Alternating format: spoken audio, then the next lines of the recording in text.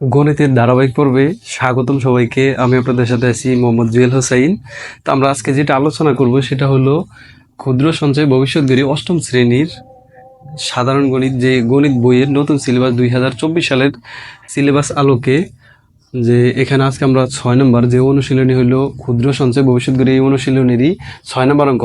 50,000 টাকা 7 বছরে মুনাফা আসলে 1,20,000 টাকা হলে মুনাফার হার কত? যদি 50,000 টাকা 7 বছর পর মুনাফা আসল মিলে, অর্থাৎ মুনাফা আর আসল 50,000 টাকা আমরা যেহেতু প্রথমে ব্যাংকে যেটা রাখছি, আর এটার সাথে আরও কিছু অ্যাড হওয়ার পরে যেটা মুনাফা লাভ অ্যাড হওয়ার পরে 1,20,000 টাকা হলে, তাহলে মুনাফার হার কত টাকা, মানে কত পার্সেন্ট হারে আমাকে মুনাফা দিলে আমি 1,20,000 টাকা পাবো। তো এটা চলুন আমরা কিভাবে বের করব। তার আগে বলে রাখি, যারা আমাদের চ্যানেলে নতুন তারা চ্যানেলটাকে অবশ্যই সাবস্ক্রাইব করবেন, এবং যারা ফেসবুক পেজ থেকে দেখতেছেন তারা অবশ্যই ফেসবুক পেজটাকে ফলো করে দিবেন এবং লাইক কমেন্ট দিয়ে আমাদের সাথেই থাকবেন। চলুন তাহলে শুরু করা যাক। আমরা যেহেতু এটা মুনাফার অঙ্ক এবং আমাদের সরল মুনাফার যেহেতু এখানে চক্রবৃদ্ধি আকারে বলে না, আমরা সরল মুনাফার সূত্রটা দ্বারাই করব এটা। তাহলে সমাধান।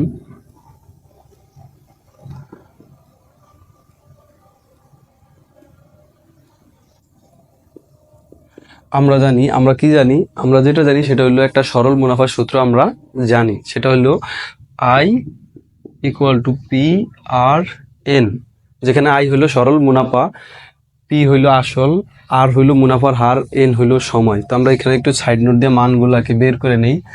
P দেওয়া আছে আমাদেরকে 50,000 টাকা। আচ্ছা, আর মুনাফা এবং আসল A, এটা দেওয়া আছে কিন্তু A, মুনাফা এবং আসলকে আমরা একত্রে A দ্বারা প্রকাশ করি। A সমান দেওয়া আছে 1,20,000 টাকা। তো কাহিনী হলো কি, আমাদের তো 1,20,000 টাকার কোনো কাজ আমরা এখানে সূত্রে লিখি নাই, লিখছি কি পি আছে, আই দরকার।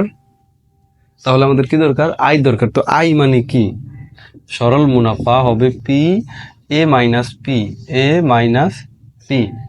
অর্থাৎ মুনাফা আসল থেকে যদি আমরা আসল বাদ দেই সেক্ষেত্রে আমরা মুনাফা পাবো। তো আমরা এটা বাদ দিয়ে এখানে করে নেই। 1,20,000 টাকা থেকে আমরা 50,000 টাকা বাদ দিলাম, তাহলে থাকতেছে 70,000 টাকা আই। আর এন হলো কত বছর? 7 বছর। আর বের করব আমরা আর এর মান কত। তো আর এর মান বের করার জন্য এটাকে বেশি নিয়ে আসি। PRN = I, তাহলে R = হবে উপরে I নিচে PN। কিভাবে হলো? যেটা আছে আমরা যেহেতু আর এর মান বের করবো, তো যেটার মান বের করবো এটা আমরা অবশ্যই বাম পাশে রাখবো। তো বাম পাশে নেওয়ার জন্য এটাকে বাম পাশে আনলাম, বাম পাশেটাকে ডান পাশে নিলাম, নেওয়ার পরে এখানে আরটাকে রেখে দিলাম। P এবং N দুইটাই কিন্তু গুণ আকার আছে এক্ষেত্রে। তো গুণ থাকলে যদি আমরা পক্ষান্তর করি সেক্ষেত্রে ভাগ হবে, ভাগ করে দিলাম। এখন আমরা যেহেতু আর এর মান বের করতেছি, আর এর মানটা আমরা পার্সেন্টেজ আকারে প্রকাশ করব। আর এর মানটাকে পার্সেন্টেজ আকারে প্রকাশ করবো, এই জন্য আমরা আগে ভাগই একটা 100 দ্বারা গুণ করে রাখবো। পরে করলেও সমস্যা নেই, আগে করলেও সমস্যা নেই। তো সেক্ষেত্রে আমরা এখন এখানে আয়ের মান বসাই। আয়ের মান হইল পাইলাম 70,000 টাকা, পি এর মান পাইলাম 50,000 টাকা, গুণ এন পাইলাম 7 বছর, গুণ হইল 100। এটুকু। তাহলে এটার সাথে এটা ভাগাকার আছে 2টা, আর হইল 2টা বাদ দেওয়া যায়। এখানে আরো 2টা আছে, এখান থেকে 2টা বাদ দেওয়া যায়। এরপরে এটার দ্বারা এটাকে ভাগ করি, 7 থেকে 7, আর হইল 7 100 700 এটুকু। আবার এই যে 5 আছে না, 5 একে 5, 5 20 100, এটাকে কাটা যায়। এটা হইলো কত হয়? 20 বছর, 20%। তো এই কাটাকাটিটা আমি আরেকটু এখানে ক্লিয়ার করি ব্যাপারটা। কত আছে? 70,000, 50,000 গুণ হইল 7, গুণ হইল 100। তো এটা উপরের সংখ্যা, এটা হলো নিচের সংখ্যা। তাহলে এই দুইটা শূন্য কাটা যায়।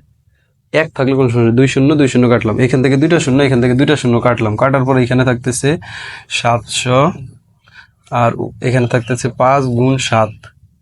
তাহলে আবার কি করা যায়? 7 থেকে 7, 7 100 700, 100 থাকতেছে, উপরে থাকতেছে 100, নিচে থাকতেছে 5। তাহলে 100কে 5 দ্বারা ভাগ করলে কত হয়? 20। এর মানে হলো 20। তো 20 কত পার্সেন্ট, যেহেতু আর এর মান। তো আমি আশা করি যে সহজে বুঝতে পারছেন। তো ধন্যবাদ সবাইকে। আসসালামু আলাইকুম।